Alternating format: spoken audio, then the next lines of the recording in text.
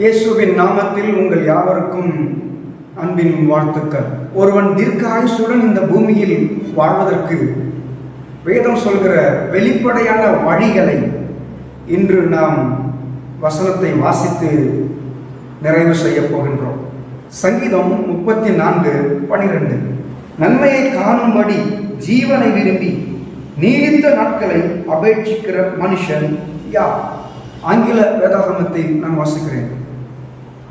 Who is the man who desires life and loves many days that he may see good? இன்றைக்கு நாம் ஏதோ ஒரு வாழ்வை வாழ்ந்து மரித்தோம் என்று இருப்பதை தேவன் விரும்புவது இல்லை. நம்முடைய வாழ்நாள் இன்ப நாட்களாக இருக்க வேண்டும், அது வளமுள்ளதாக இருக்க வேண்டும், நீடித்த நாட்களாகிய நித்திய ஜீவனையும் நாம் பெற்றுக்கொள்ள வேண்டும். யோவான் 10:10 இயேசு சொல்கிறார், இந்த பூமிக்கு வந்ததனுடைய நோக்கம் என்ன என்று, நானோ அவைகளுக்கு ஜீவன் உண்டாகும், அந்த ஜீவன் பரிபூர்ணப்படவும் வந்தேன். ஒன்று வாழ்வு உண்டாக வேண்டும், இன்னொன்று நமக்கு இயேசுவின் மூலமாக கிடைத்திருக்கிற வாழ்வு பரிபூர்ணம் அடைய வேண்டும். இஸ்ரவேல் ஜனங்களை எகிப்திலிருந்து ரட்சித்த தேவன் கானானுக்கு கொண்டு போய் சேர்த்தார். வழியில் பார்வோனையும் அவனுடைய சேனையையும் அழித்து போட்டார். எரிகோவை தகர்த்தார். யோர்தானை பின்னிட்டு திரும்ப செய்தார். வானத்திலிருந்து மன்னாவை தேவன் கொடுத்தார். அவர்களுக்கு வேண்டிய இறைச்சியை தேவன் தந்தார். கர்த்தருடைய வார்த்தையை தேவன் கொடுத்தார். ஆண்டவருடைய சத்தத்தை கேட்கிற பாக்கியத்தை அவர்கள் பெற்றார்கள். அக்னி ஸ்தம்பத்தின் வெளிச்சத்தில் மேக ஸ்தம்பத்தின் நிழலில் நடந்து சென்றார்கள். அதோடு மாத்திரமல்ல, கானானிலேயும் தேவன் போய் இஸ்ரவேல் ஜனங்களை கொண்டு போய் சேர்த்தார். இப்படிதான் இந்த பூமியில் தேவன் நம்மை நடத்த விரும்புகிறார். தேவனுடைய சத்தம், தேவனோடு உறவாடுவது, பரிசுத்த ஆவியானவருடைய வழிநடத்துதலில் வாழ்வது, அப்பத்தையும் தண்ணீரையும் ஆசீர்வதிப்பது, வியாதியை விலக்குவது, இப்படிப்பட்ட நன்மைகளை நம் வாழ்வில் நிறைப்பி நித்திய ஜீவனுக்குள் நம்மை கொண்டு போய் சேர்ப்பதற்காகத்தான் இயேசு இந்த பூமியில் வந்தார். அதுதான் வாழ்வு, அதுதான் பரிபூர்ணம் அடைந்த வாழ்வு. இந்த வாழ்வை தான் இயேசு நமக்காக சம்பாதித்து கொடுத்திருக்கிறார். முதலாவது, கர்த்தருடைய வார்த்தை சொல்கிற தீர்க்க ஆயுசுடன் வாழ்வதற்கு உரிய வழி. ஒன்று, நீதிமொழிகள் 3வது அதிகாரம் 1, 2 வசனங்கள். என் மகனே, என் போதகத்தை மறவாதே, உன் இருதயம் என் கட்டளைகளை காக்க கடவது. அவைகள் உனக்கு நீடித்த நாட்களையும் தீர்க்க ஆயுசையும் சமாதானத்தையும் பெருக பண்ணும். கர்த்தருடைய வார்த்தைக்கு நாம் கீழ்ப்படிந்து நடக்கும் பொழுது நீடித்த வாழ்வு, தீர்க்க ஆயுசு, சமாதானத்தை நாம் பெற்றுக்கொள்கிறோம். உபாகமம் 4வது அதிகாரம் 40வது வசனம். நீயும் உனக்கு பின்வரும் உன் பிள்ளைகளும் நன்றாய் இருக்கும்படிக்கும் உன் தேவனாகிய கர்த்தர் உனக்கு என்றைக்கும் கொடுக்கிற தேசத்திலே நீ நீடித்த நாட்களாய் இருக்கும்படிக்கும் நான் இன்று உனக்கு கற்பிக்கிற அவருடைய கட்டளைகளையும் அவருடைய கற்பனைகளையும் கைக்கொள்ள கடவார். நாமும் நமக்கு பின்வரும் பிள்ளைகள் சந்ததியும் நன்றாய் இருப்பதற்கும் கர்த்தர் நம்மை வைக்கிற இடத்தில் நீடித்த நாட்களுடன் இருப்பதற்கும் கர்த்தருடைய வார்த்தையை நாம் கைக்கொள்ள வேண்டும். தேசத்தை ஆளத் தொடங்கிய சாலமோன், தேவன் அவனை சந்திக்கும் பொழுது சாலமோன் தேவனிடத்தில் கேட்கிறார், எனக்கு ஞானத்தை தாரும் என்று. ஐஸ்வர்யத்தையும் மற்ற ஆசீர்வாதங்களையும் கேளாமல் ஞானத்தை கேட்ட சாலமோனுக்கு கற்றுக் கொடுத்த ஆசீர்வாதம் தீர்க்க ஆயுசு. அது நிறைவேறுவதற்கு தேவன் சொன்ன வழி 1 ராஜாக்கள் 3:14. உன் தகப்பனாகிய தாவீது நடந்தது போல நீயும் என் கட்டளைகளையும் என் நியமங்களையும் கைக்கொண்டு என் வழிகளில் நடப்பாயாகில் உன் நாட்களையும் நீடித்திருக்க பண்ணுவேன். கேளாத செல்வத்தை தருவேன், நீ கேட்ட ஞானத்தை தருவேன். அதோடு கூட கர்த்தருடைய வார்த்தைக்கு நீ கீழ்ப்படிந்து நடக்கும் பொழுது இந்த பூமியில் நீடித்த நாட்களோடு வாழும் ஆசீர்வாதத்தையும் கொடுப்பேன்.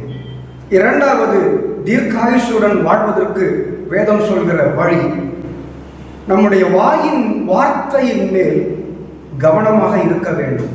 1 பேதுரு 3வது அதிகாரம் 10வது வசனத்தை வாசிக்கிறேன். ஜீவனை விரும்பி நல்ல நாட்களை காண வேண்டும் என்று இருக்கிறவன் பொல்லாப்புக்கு தன் நாவையும் கபடத்துக்கு தன் உதடுகளையும் விலக்கி காத்து பொல்லாப்பை விட்டு நீங்கி நன்மை செய்து சமாதானத்தை தேடி அதை பின்தொடர கடவன். வாழ வேண்டும் என்று விருப்பம் உள்ளவன், அந்த நாட்களின் நன்மை உள்ள ஆசீர்வாதங்களை சுதந்திரிக்க வேண்டும், வளங்களை பெற வேண்டும் என்கிற விருப்பம் உள்ளவன் செய்ய வேண்டிய விஷயம், அவனுடைய வாயின் வார்த்தைகளில் கவனமாக இருக்க வேண்டும். கபடாக பேசுவது, உள்ளொன்று வெளிப்புறம் ஒன்றுமாக பேசுவதை தேவன் விரும்புவது இல்லை. நன்மை செய்ய வேண்டும், பொல்லாப்பை விட்டு நீங்க வேண்டும், சமாதானத்தை பின்தொடர வேண்டும். ஏனெனில் அவனுடைய வாயின் வார்த்தைகளில் தான் வாழ்வும் சாவும் இருக்கின்றது. அவனுடைய வாழ்க்கைக்கு வேண்டிய வாழ்வின் நன்மைகளை பெற்றுக்கொள்ள தடைகளை எல்லாம் தகர்க்கக்கூடிய அதிகாரத்தை தேவன் அவருடைய சாயலில் படைக்கப்பட்ட மனிதனுடைய வாயின் வார்த்தையில் தான் வைத்துள்ளார். நீதிமொழிகள் 18:20-21 அவனவன் வாயின் பலனால் அவனவன் வயிறு நிரம்பும், அவனவன் உதடுகளின் விளைவினால் அவனவன் திருப்தியாவான். மரணமும் ஜீவனும் நாவின் அதிகாரத்தில் இருக்கும், அதில் பிரியப்படுகிறவர்கள் அதன் கனியை புசிப்பார்கள். இந்த இடத்தில் நாவு என்பது வெறும் நாக்கை அல்ல, நாம் பேசுகிற வாக்கு, நாம் ஜீவனுக்குரிய வார்த்தைகளை, ஆசீர்வாதத்துக்குரிய வார்த்தைகளை, சுகத்துக்குரிய வார்த்தைகளை, தீர்க்க ஆயுசுக்குரிய வார்த்தைகளை மட்டுமே நாம் பேச வேண்டும். இயேசு சொன்னார், உங்களை சபிக்கிறவர்களை ஆசீர்வதியுங்கள், நீங்கள் ஆசீர்வாதமாக இருக்கும்படிக்கு ஆசீர்வதியுங்கள். நாம் ஆசீர்வாதமாக இருக்க வேண்டுமே ஆனால் ஆசீர்வாதிக்க வேண்டும், ஆசீர்வாதமான வார்த்தைகளை நாம் சொல்ல வேண்டும். நம்முடைய தேவன் தம்முடைய வார்த்தையை அனுப்பிதான் தம்முடைய கிரியை நிறைவேற்றுகிறார். அவர் விரும்பினதை செய்கிறார். அவருடைய சாயலில் படைக்கப்பட்ட நாமும் நம்முடைய வாய்களை திறந்து எதை பேசுகிறோமோ அதுதான் நம்முடைய வாழ்வில் நடக்கும். சிலர் தங்கள் மேல் சாபத்தை கூறிக்கொள்வார்கள், தங்களுடைய பிறந்த நாளை சபிப்பார்கள். ஏன் நான் வாழ்கிறேன், மரித்து விட்டால் நலமாயிருக்கும் என்று தங்கள் மேல் சாபத்தை சொல்லிக் கொள்வார்கள், மற்றவர்களை சபிப்பார்கள். இப்படிப்பட்ட வாயின் வார்த்தைகள் மரணத்திற்கு ஏதுவான வார்த்தைகள். இவைகளை விட்டுவிடுங்கள். நீங்கள் ரட்சிக்கப்பட்டவர்கள், எல்லோருக்கும் ஆசீர்வாதமானவர்கள், ஜீவனுக்குரிய வார்த்தைகளை பேசுங்கள். பிரச்சனைகளை அமர்த்துவதும் வார்த்தையை கொண்டுதான், வாழ்க்கையை திருப்பி நடத்தி செல்வதும் வார்த்தையை கொண்டுதான். யாக்கோபு 3வது அதிகாரம் முழுவதையும் தயவு செய்து நீங்கள் வீட்டில் வாசியுங்கள். இந்த இடத்தில் நாக்கு என்பது வார்த்தையை குறிக்கும். 4வது வசனத்தை வாசிக்கிறேன். கப்பலையும் வாருங்கள், அவைகள் மகா பெரியவைகளாக இருந்தாலும் கடும் காற்றுகளால் அடிப்பட்டாலும் அவைகளை நடத்துகிறவன் போகும்படி யோசிக்கும் இடம் எதுவோ அவ்விடத்திற்கு நேராக மிகவும் சிறிதான சுக்கானாலே திருப்பப்படும். வாழ்க்கையில் போராட்டங்கள், எதிர்காற்றுகள் கப்பலாகிய நம்முடைய வாழ்க்கையின் மேல் மோதுகின்றன. அவைகளில் நாம் வாழ்க்கை சிக்குண்டு அடிபடுகிறது. அப்படி மோதிக்கொண்டிருக்கும் போதும் தான் எந்த இடத்திற்கு போக வேண்டும் என்று தீர்மானித்தம் பண்ணினோமோ, பயணத்தை தொடங்குவதற்கு முன்பு அந்த இடத்திற்கு கொண்டு போய் நம்மை சேர்ப்பதற்கு அதிகாரமும் ஆற்றலும் வல்லமையும் தேவன் நம்முடைய நாவின் அதிகாரத்தில் வைத்து வைத்திருக்கிறார். சிலர் சொல்வது போல் அவருடைய இருதயத்தில் நல்ல இருதயம், ஆனால் வாயினால் திட்டுகிறார்கள், அதை பொருட்படுத்தாதிருங்கள் என்று. இல்லை பிரியமானவர்களே, மிகவும் தவறான எண்ணம், தவறான கருத்து. உங்கள் வாயின் வார்த்தைகள் தான் உங்கள் வாழ்க்கையில் நிர்ணயிக்கப் போகின்றன, நடைபெறப் போகின்றன. உங்கள் இருதயத்தில் நல்லவைகள் இருக்குமே ஆனால் நல்ல வார்த்தைகளையே பேசுங்கள். உங்கள் இருதயத்தில் தேவனுடைய வார்த்தைகளை நிரப்புங்கள், அவைகளை அறிக்கையிடுங்கள். எவ்வளவு பெரிய மழை, கடும் காற்று உங்கள் மேல் மோதினாலும் அவைகளை பார்த்து பேசுங்கள். நீங்கள் செல்ல விரும்புகிற திசைக்கு உங்கள் வாழ்வை தரிசனத்தை நோக்கி நகர்த்தி செல்ல முடியும், கொண்டு போய் சேர்க்க தேவனால் முடியும். மூன்றாவது, கர்த்தருடைய வார்த்தை ஒருவன் தீர்க்க ஆயுசுடன் இருப்பதற்கு சொல்லும் வழி கர்த்தருக்கு பயப்படுகிற பயம். நீதிமொழிகள் 10வது அதிகாரம் 27வது வசனம். கர்த்தருக்கு பயப்படுதல் ஆயுசு நாட்களை பெருக பண்ணும். நாம் இந்த பூமியில் தேவனுக்கு பயந்து தீமைகளை விட்டு விலகி வாழும் பொழுது ஆண்டவர் நம்முடைய ஆயுசு நாட்களை பெருக பண்ணுகிறார். நீதிமொழிகள் 1வது அதிகாரம் 7வது வசனம் சொல்கிறது, கர்த்தருக்கு பயப்படுதலே ஞானத்தின் ஆரம்பம். இந்த இடத்தில் ஞானம் என்கிற இடத்தில் எல்லாவற்றையும் வைத்துக் கொள்ளுங்கள். The beginning is in the fear of God. ஆசீர்வாதத்தின் தொடக்கம் எங்கே இருக்கிறது? கர்த்தருக்கு பயப்படுவதில் இருந்துதான் தொடங்குகிறது. தேவன் இஸ்ரவேல் ஜனங்களுக்கு கொடுக்கிற கட்டளைகளில் ஒன்று, தேவன் அவர்களை நாட்டின இடங்களில் ஒருவேளை அவர்கள் தங்களுக்கு ராஜா வேண்டும் என்று கேட்டால் அந்த ராஜாவும் அவனுக்கு பின்வரும் சந்ததியும் இந்த பூமியில் வாழ்ந்து வளர்த்திருக்க ஒரு விஷயத்தை அவன் செய்ய வேண்டும். என்ன? உபாகமம் 17வது அதிகாரம் 19, 20 முதலில் வாசிக்கிறேன். அவன் லேவியராகிய ஆசாரியனிடத்தில் இருக்கிற நியாயப்பிரமாண நூலை பார்த்து தனக்காக ஒரு பிரதியை எழுதி தன்னிடத்தில் வைத்துக் கொண்டு தன் ஜீவனுள்ள நாளெல்லாம் அதை வாசிக்க கடவன். இப்படி செய்வதனால் தானும் தன் குமாரரும் இஸ்ரவேலின் நடுவே தங்கள் ராஜ்யத்திலே நீடித்து வாழ்வார்கள். ஒரு குடும்பத்திற்கு ஒரு நியாயப்பிரமாண புஸ்தகம், ஒரு கர்த்தருடைய புஸ்தகம் அல்ல, ஒவ்வொருவருக்கும் ஒவ்வொரு கர்த்தருடைய புஸ்தகம். தனக்காக ஒரு பிரதியை எழுதி தன்னிடத்தில் வைத்துக் கொண்டு தன் ஜீவனுள்ள நாளெல்லாம் அதை வாசிக்க வேண்டும். ஏன் ஆண்டவர் கர்த்தருடைய வார்த்தையை வாசிக்க சொல்கிறார்?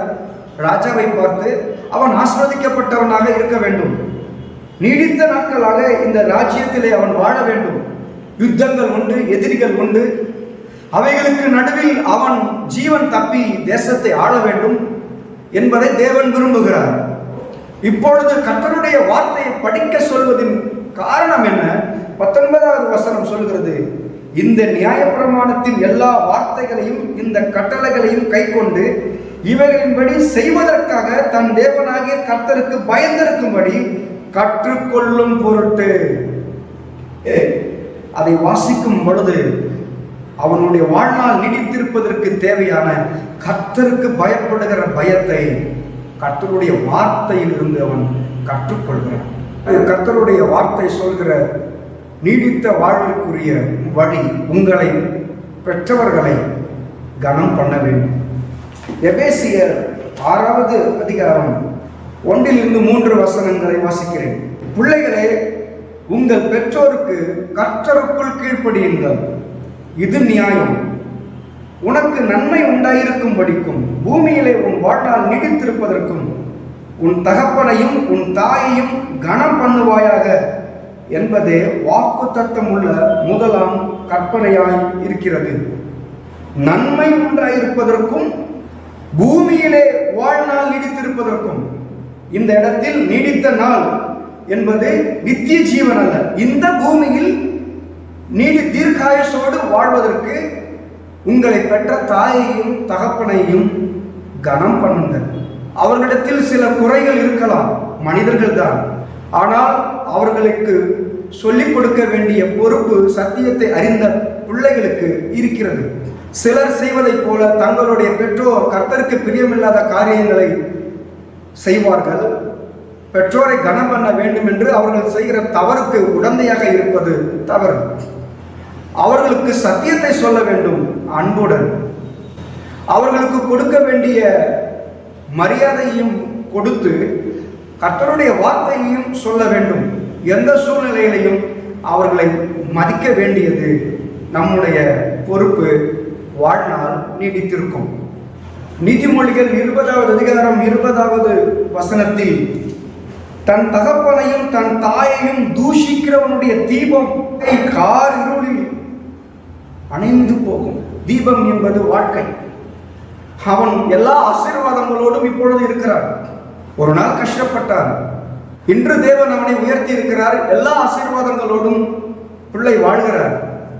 ஆனால் தாயையும் தகப்பனையும் மதிப்பதில்லை.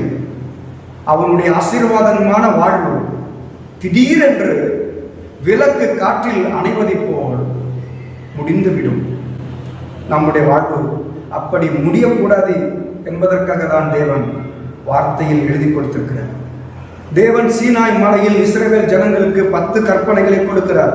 யாத்திராகமம் 20:12 உன் தேவனாகிய கர்த்தர் உனக்கு கொடுக்கிற தேசத்திலே உன் வாழ்நாள் நீடித்திருப்பதற்கு உன் தகப்பனையும் உன் தாயையும் கனம் பண்ணுவாயாக.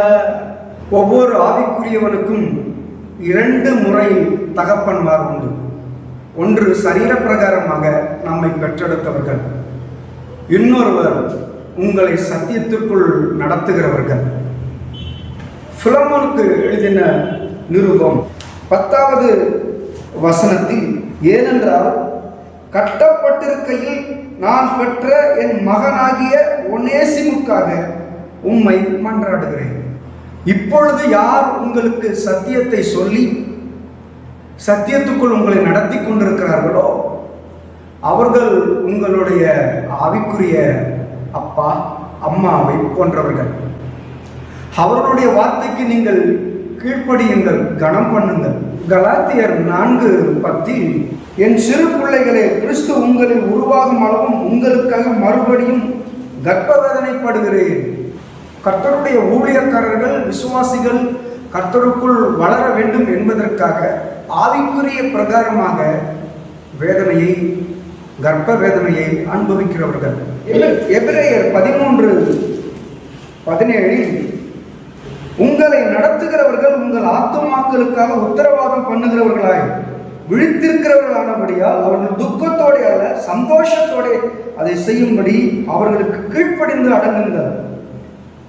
அவர்கள் துக்கத்தோட அப்படி செய்தால் அது உங்களுக்கு பிரயோஜனமாக இருக்க மாட்டார். இப்பொழுது நீங்க எங்கே அமர்ந்து கர்த்தருடைய வார்த்தையை புசித்து ஆவிக்குரிய வாழ்க்கையில் வளர்கிறீர்களோ அவர்கள் உங்களுக்காக ஜெபிக்கிறவர்கள். கர்த்தருடைய ஊழியக்காரர்கள் உங்களுக்காக ஜெபிக்கும் பொழுது சந்தோஷத்தோடு உங்களை நினைத்து ஜெபிக்க வேண்டும். ஒருவேளை அவர்கள் ஜெபித்தாலும் மனதில் உங்களை குறித்த துக்கங்கள் இருக்கக்கூடாது. உங்களுடைய கீழ்ப்படியாமையினால் அவர்கள் சந்தோஷத்தோடு ஜெபிக்கும் பொழுது கர்த்தர் உங்களை ஆசீர்வதிக்கிறார். ஆகையால் இந்த பூமியில் நீடித்த வாழ்வை நாம் பெறுவதற்கு உங்களை சரீர பிரகாரமாக பெற்ற தாயையும் தகப்பனையும் ஆவிக்குரிய சத்தியத்தில் நடத்துகிற கர்த்தருடைய ஊழியக்காரரையும் நீங்கள் கனம் பண்ணுங்கள். அடுத்து தீர்க்க ஆயுசுடன் இந்த பூமியில் நாம் வாழ்வதற்கும் நித்திய ஜீவனை சுதந்திரிப்பதற்கும் வேதம் சொல்கிற வழி இயேசு கிறிஸ்துவின் இரத்தம்.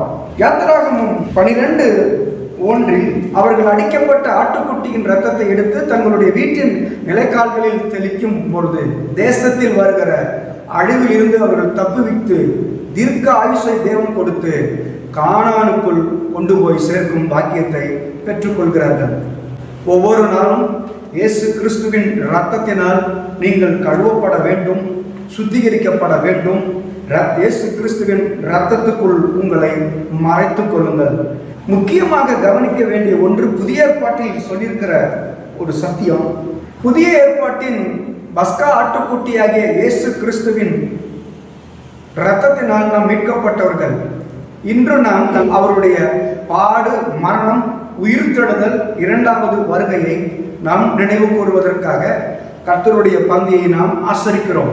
கர்த்தருடைய பந்தியில் பங்கு பெறும் பொழுது பாவத்தை அறிக்கை செய்து விட்டு பங்கு பெறும் பொழுது அது நமக்கு ஆசீர்வாதம்.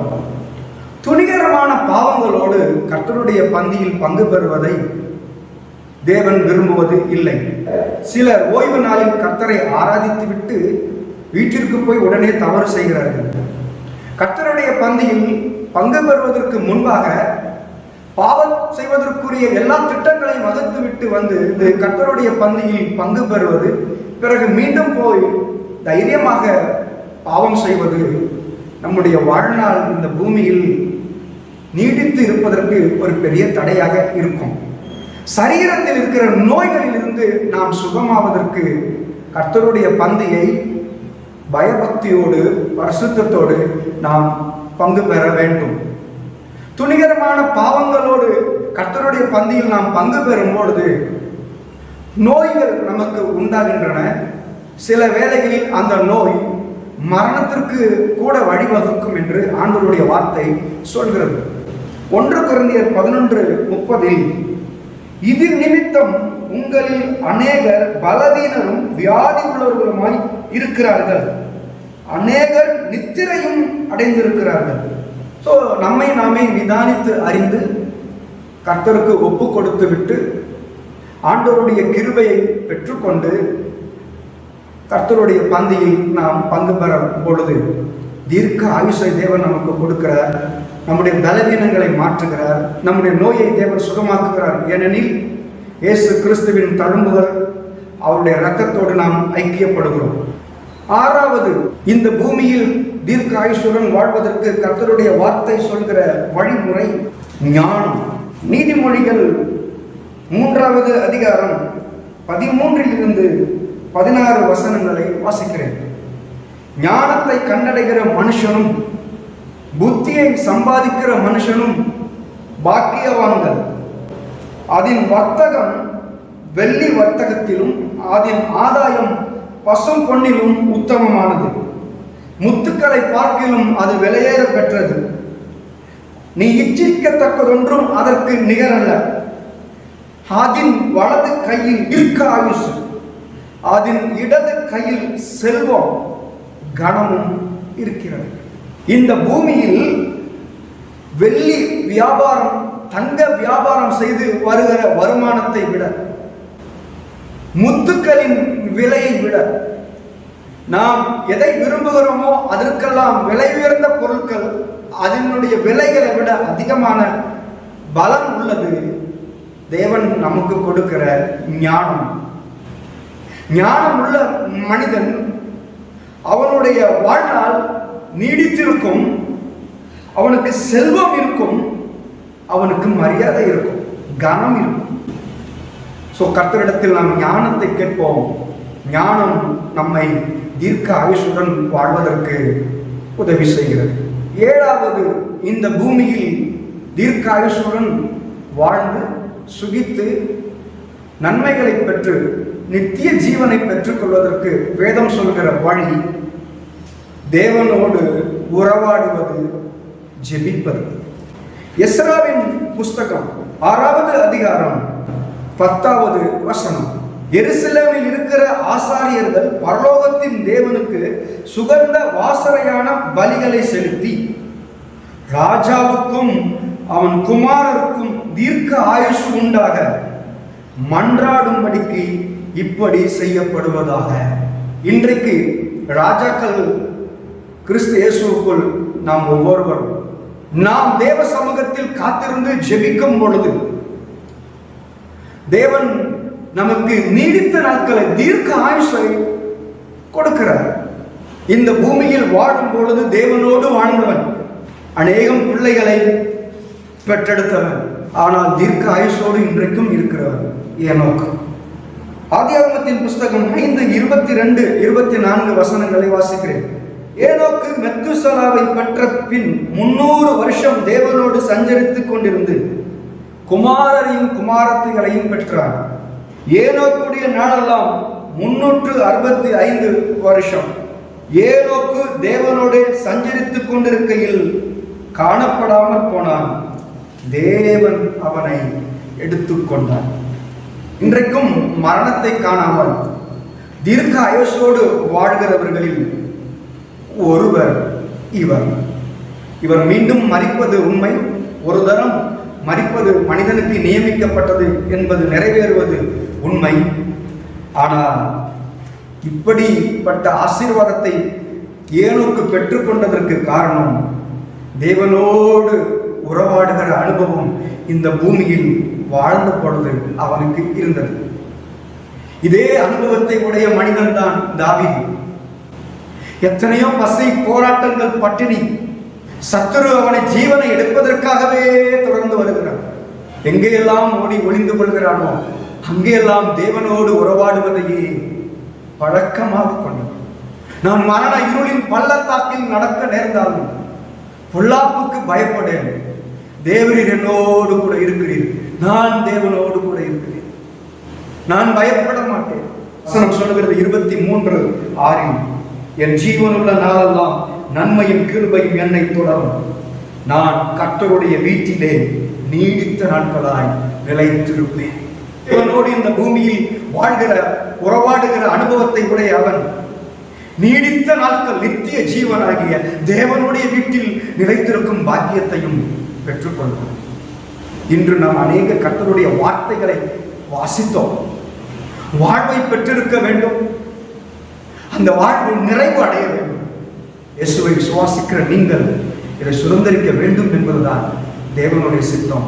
கர்த்தருடைய வார்த்தைக்கு உங்களை அர்ப்பணியுங்கள். தேவனோடு நேரங்களை செலவிடுங்கள். கர்த்தருடைய வார்த்தையை வாசியுங்கள். தேவன் மேல் வைக்கிற உங்களுடைய விசுவாசம் உலகத்தையே ஜெயிக்கும். உங்களை இந்த பூமியில் சகல நன்மை உள்ளவர்களாக மாற்றும். நித்திய ஜீவனையும் சுதந்திரிப்பதற்கு நிச்சயம் உதவி செய்யும். யோபுவினுடைய புஸ்தகம் 22:21, நீர் அவரோட பழகி சமாதானமாயும் அதனால் உமக்கு நன்மை வரும். தேவனோடு இருங்கள், கர்த்தர் உங்களோடு இருப்பார். அதனால் இம்மைக்குரிய, ஆவிக்குரிய, மர்மைக்குரிய நன்மைகள் வரும். நாம் ஜெபிப்போம். இயேசுவின் நாமத்தில் பிதாவே, உம்முடைய குமாரனாகிய இயேசு கிறிஸ்துவை நாங்கள் விசுவாசிக்கிறோம். உம்மை விசுவாசிக்கிற ஒருவன் கூட கெட்டு போகக்கூடாது. அவன் ஜீவனை, வாழ்வை பெற வேண்டும். அந்த வாழ்வில் பல இன்பங்களையும் வளங்களையும் பெற்று பரிபூர்ண வாழ்வை, நிறைவடையுள்ள வாழ்வை அவன் வாழ வேண்டும் என்பதற்காக எங்கள் வாழ்வில் வந்திருக்கிறேன். இந்த பூமியில் உம்மோடு பழகி சமாதானமாக இருக்க, அதனால் வரும் நன்மைகளை நாங்கள் பெற்றுக்கொள்ள எங்களுடைய கண்களை திறந்ததற்கான ஸ்தோத்திரம். உம்முடைய வார்த்தையின்படி வாழ பரிசுத்த ஆவியானவரே எங்களுக்கு நீ பலன் தருவீர் என்று நாங்கள் விசுவாசிக்கிறோம். கிருபையும் சத்தியம் உள்ள இயேசு எங்களுடைய கரத்தை நீர் பிடித்திருப்பதற்கான ஸ்தோத்திரம். இந்த சத்தியத்தை கேட்ட நம்முடைய பிள்ளைகள் ஒவ்வொருவரையும் ஆசீர்வதி. உங்க நாமம் மகிமைப்படட்டும், உங்க சித்தம் செய்யப்படட்டும், உங்களுடைய ராஜ்யம் வரட்டும். எல்லா தீமை நின்றும் எங்களை விலக்கி காத்தோம். எல்லா துதி கன மகிமையும் உமக்கே செலுத்துகிறோம். இயேசுவின் நாமத்தின் பிதாவே. ஆமென், ஆமென்.